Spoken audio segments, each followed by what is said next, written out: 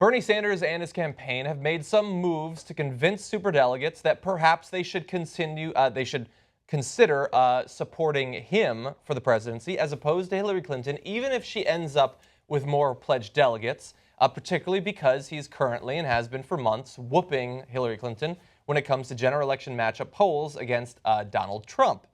Now, that is his case. Turns out, though, someone else back in 2008 had a very similar argument they were trying to make. You might recognize this woman if we could bring up this first graphic. You're seeing there Hillary Clinton's letter to the superdelegates of May 27th, 2008. At this point, we do not yet have a nominee, she said, and when the last votes are cast on June 3rd, neither Senator Obama nor I will have secured the nomination, a similar situation as might happen this time. It will be up to automatic delegates, which are the superdelegates, like you to help choose our party's nominee. And I would like to tell you why I believe I am the stronger candidate against Senator McCain and would be the best president and commander-in-chief. I tracked down the letter, and I have a few more sections which we'll read a little bit later.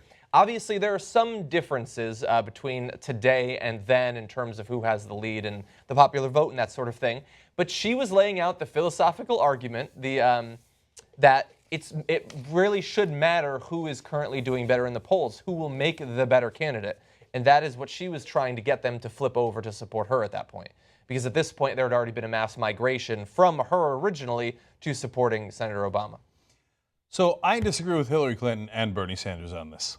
So I think that we let the voting decide. Unless, first of all, I don't think there should be superdelegates. But if there are going to be superdelegates, they should only be used in case of emergency, right? Break glass in case of emergency.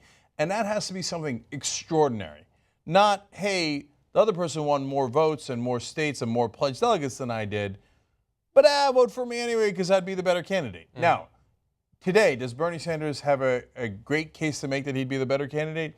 As I've literally sometimes screamed, right? Yes. He's only if you think polls mean anything. Yeah. And now the whole idea that all this establishment media now telling us the polls don't mean anything is preposterous. Nate Silver says you should have never trusted polls in any case. It's insanity, okay? So just real quick, so you get the context of what I'm saying. I think that Bernie Sanders would make an infinitely better candidate than Hillary Clinton. So right now, Hillary Clinton is losing to Donald Trump in some polls, Washington Post, ABC News poll. Bernie Sanders beats him convincingly in every single poll by 15 points in the NBC poll, where she's only up by 3. He usually has a giant double-digit lead on her as to how they would do against Donald Trump. She loses independents to Trump by 8. He wins them by 16. Her unfavorables are minus 21. His are plus 8. That's a 30-point difference. He would clearly be the better candidate, okay? That's my opinion. But if you say to me, should the superdelegates vote based on my opinion? No, okay? They should vote based on who got more pledged delegates. The only reason why I say extraordinary circumstances, okay, this is the one situation where we have someone who's literally under FBI investigation. Like, the minute you say that, the Hillary Clinton people go nuts and they lose their minds. They're like, you're not allowed to say. But it's literal. It's a fact. You can go, oh, I don't want to see it, I don't want to see it, I don't want to see it. But it's still out there. Now, they claim that they have sources inside the FBI. I don't know how they got those sources. And they know for sure that she's not going to get indicted or whatever it is, okay? All right, okay. But there is an FBI investigation, right? So if she gets indicted between now and the convention, and he's doing so much better in the polling, and that polling is real. Oh, he hasn't been attacked. First of all, he has been attacked. So second of all, so is she. And by the way, when they attack her, it works better because the ground has already been laid for. Yeah. People don't trust her. When they attack Bernie Sanders, people go, no, I think he's honest. I mean, you got to give him that, right? Yeah. So all their defense of her is ridiculous. So that would be the one super rare situation where I think the superdelegates might actually come in handy. But overall, no, I don't agree that the superdelegates should flip over and vote for the person who did not win the most pledged delegates, whether that applies to Bernie Sanders or back in 2008 to Hillary Clinton. But that's the problem with politicians, honestly. They they're not overly consistent on stuff like this. Yeah, look, look, we're reading this because I think it's interesting, and that's why I'm going to give you more of it in just a little bit. This is not the letter that I would send to the superdelegates. Mine would be short. It would just be, please resign. Your very existence is fundamentally undemocratic. I would send that to every one of them, and I would keep sending it over and over and over again because it is. It needs to be ended. Whether that helps Bernie Sanders or hurts Bernie Sanders, it is a ridiculous, insulting institution. Every Democratic voter should be personally insulted by the fact that it continues and will likely continue, especially if Hillary Clinton becomes the nominee. It is designed to make sure that if a candidate they don't want is very, very popular, that they could tank the candidacy. That's why, before the first vote had ever been cast, Hillary Clinton had effectively already won 100% of California because they just handed her 560-odd delegates. She has 1,700 now. She started off, the pledged, she started off with almost 1/3 of all of that great achievement just being handed to her, not having earned it, which is ridiculous and insulting. But we do point this out because, of course, she is saying that he is specifically wrong to make this case when she herself has made that same case. And here is a little bit more to make clear the similarities in what they're saying. Recent polls and election results show a clear trend. I am ahead in states that have been critical to victory in the past 2 elections. And you've seen recently she is doing very poorly in a lot of critical battleground states that he is doing better in. I am also currently ahead of Senator McCain in Gallup national tracking polls, while Senator Obama is behind him. The exact same thing that's happening right now with Trump and Bernie Sanders. And nearly all independent analyses show that I am in a stronger position to win the Electoral College, primarily because I lead Senator McCain in Florida and Ohio. And we recently showed you that in some polls, Donald Trump is beating Hillary Clinton in Ohio specifically. All point by point, the case that she is making is at least as true, if not more true, for Bernie Sanders today than it was for Hillary Clinton back in 2008.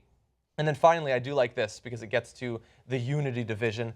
Finally, I am in this race because I believe staying in this race will help unite the Democratic Party. People have been saying that she should probably drop out. I believe that if Senator Obama and I both make our case and all Democrats have the chance to make their voices heard, everyone will be more likely to rally around the nominee. So get rid of that stupid bullshit about that he has to drop out because he's hurting you or making you look bad or untrustworthy, that it doesn't matter what the voters of California or Indiana or a bunch of other states think. You didn't think that back in 2008 when that was your last grasp or last chance at possibly getting the presidency in that cycle. And you were right at that time. Democrats should have their voices heard. That's why there are states that still vote in June when we know that in most cases we won't actually make it that far. Okay, now Hillary Clinton does this cute little political trick that the rest of the media allows her to get away with. She goes on air as recently as this weekend and goes, oh, no, I have no problem with Bernie Sanders staying in the race. That's no problem at all. And then immediately thereafter, she gets all of her surrogates to attack Bernie Sanders. Mm-hmm. There's an article out today filled with quotes from anonymous Clinton allies saying, Bernie's got to get out of the race. He's hurting her poll numbers. Her poll numbers are not her fault. They're Bernie Sanders' fault. Yeah. Then she'll later say that they were Donald Trump's fault. No. You're running. Okay? Yeah. It is both your credit and your fault. Okay? So you don't. I thought you believed in personal responsibility. So her surrogates are hypocritically attacking Bernie Sanders while she pretends to be the good cop on TV. Yeah. Now, but we're used to Hillary Clinton's hypocrisy, and you're not at all surprised by the quote we gave you. Now, the rest of the mainstream press will either, not all of them, and as you saw, Steve Kornacki had that quote up. Good for him. And he's been great a lot of times. And so, but a lot of the press will either ignore it or will think, it's no big deal, no big deal. That's savvy politics. They're just pivoting. They're pivoting, right? But this is mainly not about Hillary Clinton. It's actually, for me, it's about Bernie Sanders. Don't fall into that same trap of being hypocritical, because the greatest thing that Bernie Sanders has going for him is that he's not a regular politician, right? So this is the same thing I said about Al Gore back in 2000. I said he should not ask to recount only the 3 counties, Miami-Dade, Broward, and Palm, where he thought he did better. Mm-hmm. He should ask to recount the whole state. Because then you seem like a hypocrite, like you're trying to gain political advantage. No, do the right thing and right things will... You are a hypocrite. Right, that's right.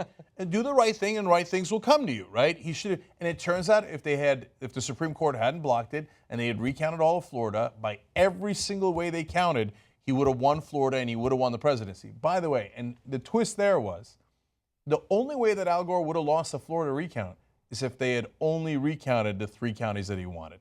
Okay, so that don't do that. So in this case, Bernie Sanders, I know he's in a tough spot because he's too polite to say what I can say. He doesn't want to bring up the indictment because every Democrat will scream at the top of their lungs. Okay, Sexism.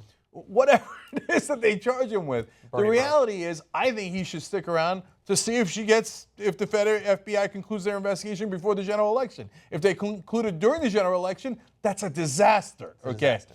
But You if they can't trust him because the FBI, it's historically been known as full of bros. So realistically, this is the one scenario where those superdelegates could make a difference. By the way, do you think that they would switch over to Bernie Sanders? No I think it's way. extremely unlikely. Yes, they would want to find Biden or some other guy to anoint. They'd rather have Hillary Clinton running from prison than give it to Bernie Sanders. Okay, that's how much the establishment can't stand Bernie Sanders because he would actually change things. The things he would change is them, the establishment. Yeah. But be honest and be forthright about who we are and how we behave. Superdelegates should not switch pledged delegates unless there is something like an indictment. So I don't agree with Bernie Sanders' current position that they should switch on electability. We had that argument. We had those elections.